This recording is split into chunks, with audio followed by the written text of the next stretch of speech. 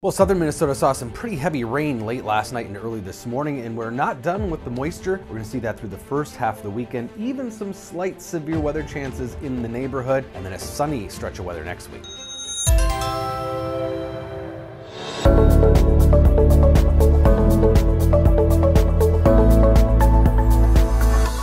So a large area picked up 1 to as much as 5 inches of rain around St. James, through the Mankato, New Ulm areas, and then down into Freeborn and Waseca counties, where we have a flood warning still out through the middle of the day today because they saw up to 5 inches of rain estimated by radar.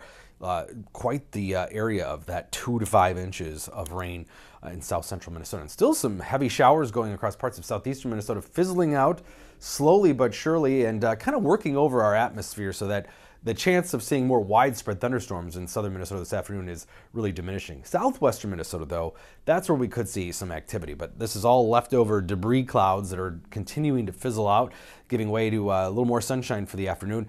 And this is that upper level low. We talked about this yesterday. Pretty vigorous little thing here with clouds and moisture spinning around it.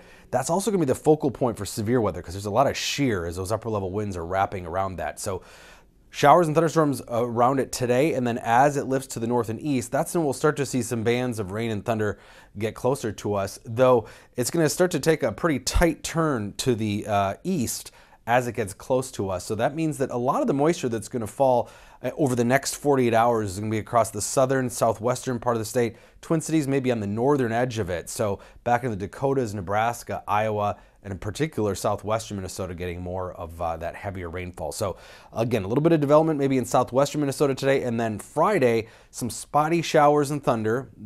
Again, not an all-day rain, but there's going to be some moisture around as these kind of spokes of energy spin around, and then we'll see more of those showers develop as we head into Saturday that we'll talk about here in a second. But as far as severe chances today, marginal risk to our west. This was into southwestern Minnesota. They pushed that back, the Storm Prediction Center, because of the clouds and showers we had this morning.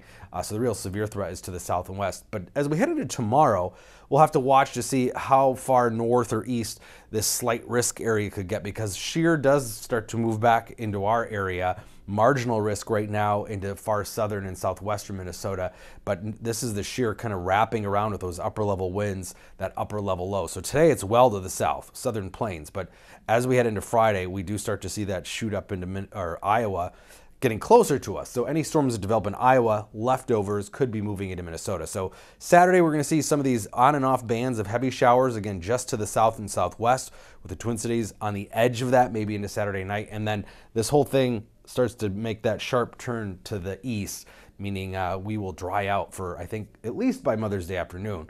And then into next week, high pressure sitting over us, sunshine, but still warm in the 70s. So a nice, quieter, more stable stretch of weather. But yeah, we do still have some occasional shower and thunderstorm chances to get through yet. For the Twin Cities, today it's really going to be isolated thunder late in the day.